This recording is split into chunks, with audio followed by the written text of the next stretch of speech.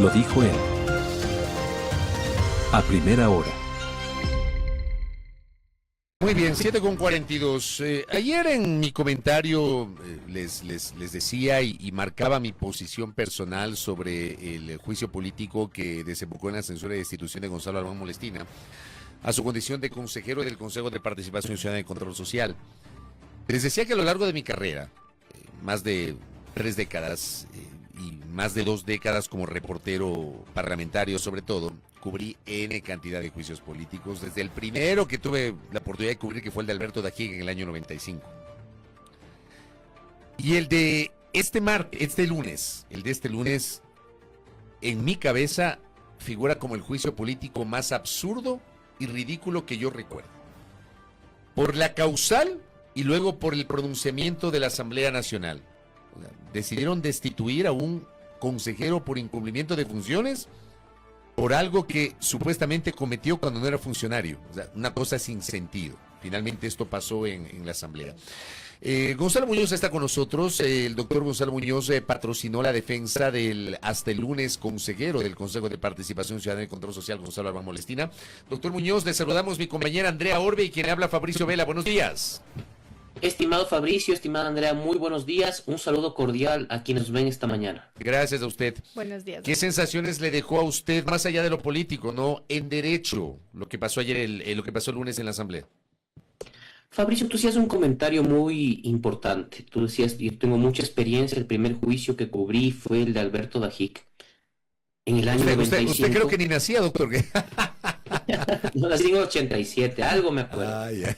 Pero creo que a partir del 2010, donde empecé mi trabajo también en la Asamblea y donde estuve pues muy cerca de muchos procesos políticos también, nunca vi algo tan absurdo desde el punto de vista jurídico. Es verdad que en los parlamentos, y tú no me vas a dejar mentir, Fabricio, siempre han habido juicios políticos muy forzados, ¿ya? Pero esos procesos políticos de cierta manera se les daba forma, ¿ya? Y se terminaba votando en el pleno de la Asamblea una censura que prácticamente podemos decir que ya estaba asegurada. En el caso de Gonzalo Albán realmente es inédito. Nunca en mi vida había visto un proceso político que la responsabilidad nazca por hechos anteriores al cumplimiento de las funciones. Es decir, algo absolutamente descabellado, algo totalmente por fuera de la ley. El artículo 131 de la Constitución es expreso y establece de manera clara y meridiana que se puede juzgar la responsabilidad política de un funcionario por incumplimiento de funciones durante el ejercicio de su cargo y hasta un año después. Aquí lo juzgaron por hechos anteriores a que asuma las funciones, es decir, no se pueden incumplir funciones que nunca fueron asumidas, Fabricio. Realmente algo vergonzoso. No sé si tú te fijaste el día de ayer y el día que fuimos a la Comisión de Fiscalización, no había un solo asambleísta de ADN que apoye este juicio, públicamente, ¿no? Nadie lo dijo. El día de ayer, el día lunes, solamente un asambleísta de apellido Tapia, no recuerdo su nombre, apoyó al legislador Kevin Gallardo en este proceso. Nadie más, todas las intervenciones fueron por parte de personas que no estaban a favor de legisladores, que veían esto como una aberración. Aún así se obtuvo 81 votos, era una cuestión que nosotros nos esperábamos. Sí, siempre dijimos que van a existir los votos, era evidente, tienen una mayoría sólida, ADN en la Asamblea Nacional, pero jamás tuvieron la razón. Escuchaba yo la intervención del asambleísta Gallardo, una intervención en donde no se menciona mucho el por qué se estaba pidiendo el juicio político para Gonzalo Albán, pero en una de las declaraciones, en una de las frases que él dice, él dijo que no se podía ser candidato o estar afiliado a un movimiento 5 años antes de ejercer las funciones y que al haberse desafiliado 2 de julio, justamente antes de ser candidato, daba pues cuestionamientos para que sea parte del Consejo de Participación Ciudadana y Control Social. ¿Qué decir sobre eso y también sobre la declaración que tuvo el asambleísta dentro del pleno, doctor? A ver, Andrea, yo creo que fue una intervención paupérrima, ¿no? que la llamaría vergonzosa y tal vez hasta ridícula en ciertas partes. Claro, él acusaba al consejero Albán de haber estado afiliado a un movimiento político antes de inscribir su candidatura, y así lo dijo el CNE lo descalificó. Pero ¿qué pasaba con esto? Él nunca tuvo la voluntad de adherirse o de afiliarse, pues, ¿ya? Se trató de una adhesión fraudulenta a tal punto que la denunció ante la Fiscalía General del Estado y a la par, de forma paralela, presentó su impugnación ante el contencioso electoral, tribunal de última instancia que le terminó dando la razón al decir, a ver, esta no es la firma del señor Albán. Existen documentos que generan mucha duda respecto de la autenticidad de este formulario, y procedieron de forma inmediata pues a notificar al CNE, que posteriormente calificó su candidatura. Entonces se le está acusando, como bien decía Gonzalo también, a la víctima de un robo como el principal responsable. Es decir, aquí el culpable es la víctima también, ¿no? Es algo sin sentido. Asimismo, en su intervención, pues el señor Gallardo, como ya nos ha hecho costumbre también en este Parlamento, pues en lugar de decir en cierta forma está escrito, nos dijo está escribido, para posteriormente adjudicarle la autoría de una obra clásica en materia política como es Leviatán de Thomas Hobbes a Max Weber, ¿no? Después soltó otra perla donde nos decía todo, prácticamente que la ley no está por encima de nadie, nadie está por encima de la ley, algo realmente bastante burdo, ¿sí? Y ocupó gran parte de su intervención en no decir nada, ¿no? Temas históricos, mal citados, nunca presentó una prueba porque no existían pruebas. Imagínense Fabricio y Andrea. Él presentaba como prueba las resoluciones del CNE que negaban la candidatura de Gonzalo Albán en primera instancia. Sin embargo, ¿cómo se llama? Estas resoluciones fueron dejadas ya sin efecto por el Tribunal Contencioso Electoral. Es decir, son resoluciones que no existen jurídicamente, que no tienen ningún efecto jurídico, ¿sí? Entonces, como dijimos en su momento, no era una prueba impertinente, era una prueba inexistente. Luego de esto, evidentemente ya está la censura de destitución, pero con todas estas consideraciones, ¿podrían interponer algún tipo de recurso internacional? Fabricio, estamos precisamente analizando la posibilidad de impugnar, ya sea por la vía constitucional, que nos parece más adecuada, este absurdo despropósito de la Asamblea Nacional. Tú me conoces, Fabricio, y sabes que yo siempre he sido opuesto a que la justicia constitucional ingrese a analizar el campo político de un proceso político, pero considero que en este caso es distinto, pues. Se le está juzgando, repito, a una persona, ¿ya?, por hechos anteriores a que asuma sus funciones, es decir, se desconoce el derecho a la cosa juzgada y a la seguridad jurídica. Es una vulneración aberrante, ¿sí? Y de ser el caso, pues es probable que esto termine en el plano internacional, ¿no? Ahora habrá que ver si llega a la Corte, etcétera. Había una acción extraordinaria de protección, pero lo más probable, y lo hemos conversado con Gonzalo sin tomar todavía una decisión, es que esto termine en el plano internacional. ¿Qué faltaría para que se pueda tomar esa decisión? Gonzalo en estos momentos salió de viaje. Ella regresa el día martes, y yo creo que hasta ese día pues lo pensaremos, lo conversaremos y procederemos como en derecho creemos que nos corresponde. Correcto. Quiero aprovechar que Gonzalo Muñoz está acá para conversar un poquito y pedirle un criterio en torno a los últimos episodios vinculados a lo que a esta hora ya parece que está encaminado, que es la convocatoria de una consulta popular para la instalación de una asamblea constituyente. Finalmente, varios juristas, entre esos usted, doctor, durante la semana precedente observaron y alertaron sobre esta intención inicial de bypasearse la norma constitucional que obligaba a que cualquier intento de ir a una consulta popular para fomentar la instalación de una asamblea constituyente necesitaba el dictamen previo de la Corte Constitucional. El presidente acudió directamente al Consejo Nacional Electoral, luego vino la Corte la noche del viernes y emitió medidas cautelares de suspensión provisional de ese decreto. Luego el sábado emitió un nuevo decreto. El Consejo Nacional Electoral, lo cual me sorprendió a mí, decidió con unanimidad de los 4 consejeros presentes remitir el decreto a la Corte Constitucional. La Corte Constitucional aprueba el dictamen de vía a la noche del domingo y anoche lo que hace la Corte Constitucional es establecer un primer dictamen con unanimidad de los 8 jueces presentes. Me parece que solo la jueza Carla Andrade por vacaciones no estaba presente y le dice al presidente, la pregunta es correcta, pero usted tiene que excluir 13 considerandos y tiene que corregir por un tema de conexividad 2 artículos. Si usted lo hace, esto puede estar encaminado. ¿Usted cree que ya es inminente que habrá consulta popular? Porque hoy mismo ya el presidente corrigió esto a través de un nuevo decreto ejecutivo. ¿Cómo ve este escenario, doctor Gonzalo Muñoz? Fabricio, yo veo absolutamente encaminada la Asamblea Nacional Constituyente.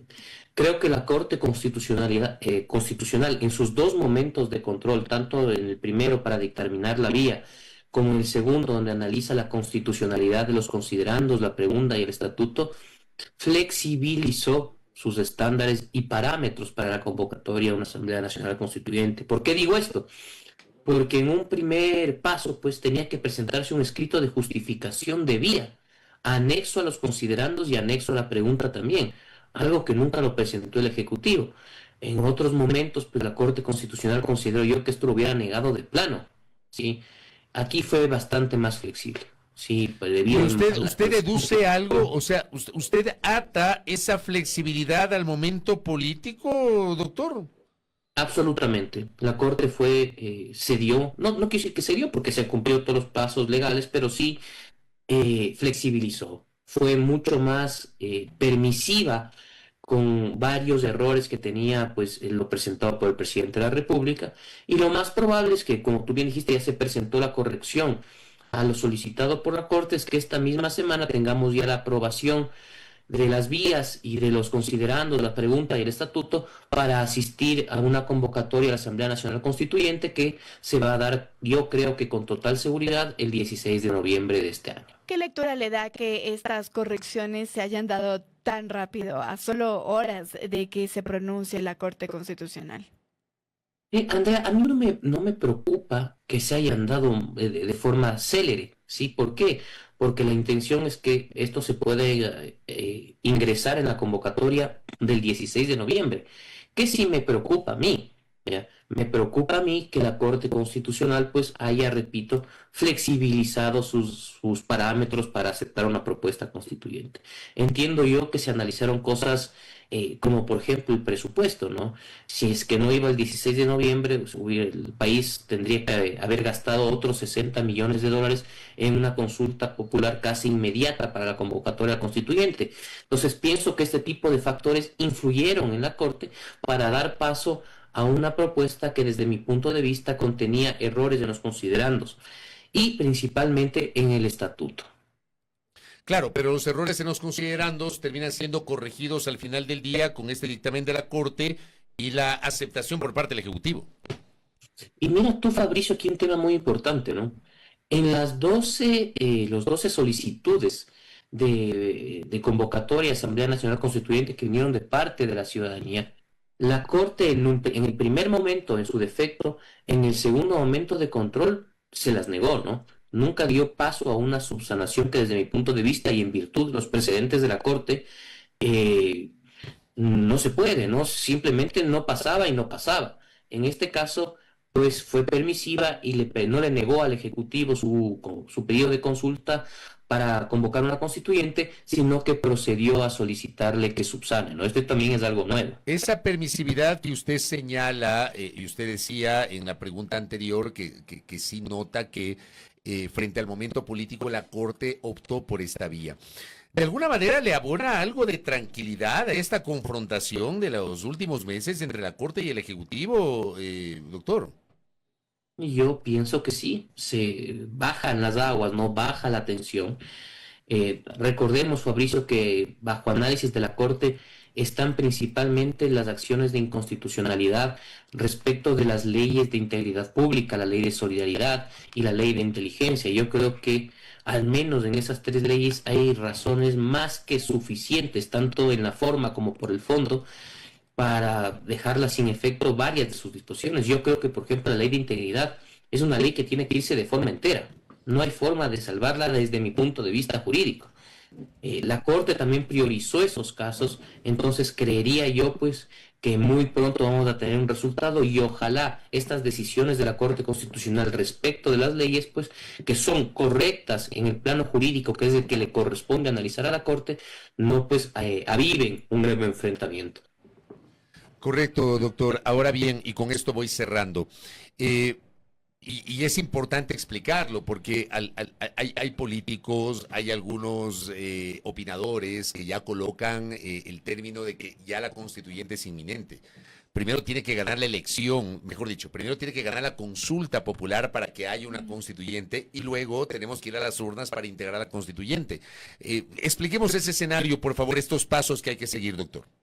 Qué importante que esto tenga claro la ciudadanía. Claro, si es que la Corte Constitucional, ¿sí?, nos da paso a la propuesta del presidente de la República, la pregunta de que si queremos o no ir a constituyente será incluida en la consulta popular del 16 de noviembre, que dicho sea de paso, un paréntesis, a mí me parece muy corto el debate que va a darse y la campaña de un tema tan trascendental como modificar de forma total la Constitución, pero eso es otro tema.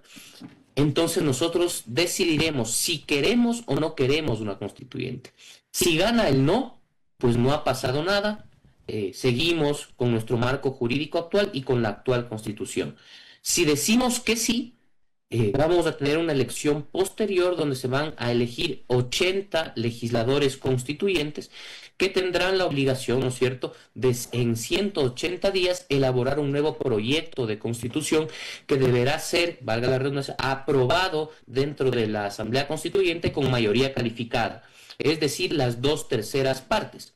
¿Sí? Y una vez que se haya aprobado al interior de la Asamblea Nacional Constituyente, ese proyecto de constitución tendrá que ser puesto a consideración de nosotros los ecuatorianos vía referéndum para que lo ratifiquemos o por el contrario digamos que no estamos de acuerdo. Esos son los pasos que deben necesariamente llevarse para que tengamos o no una nueva constitución. Correcto. Doctor Gonzalo Muñoz, veamos qué pasa con esto. La pelota otra vez está en la cancha de la Corte Constitucional. Por ahí veía algún posteo de el jurista André Benavides que planteaba algunas inquietudes respecto del estatuto electoral y el método de asignación de escaños. Bueno, esto deberá ser valorado también por la Corte Constitucional. Doctor, un abrazo, muy gentil. Gracias, doctor. Muchas gracias, Andrea, Fabricio, a todas las personas que nos escucharon esta mañana por Primera Plana. Gracias a Gonzalo Muñoz, que ha estado con nosotros aquí en A Primera Hora. Primera Plana. Todas las noticias, todas las voces.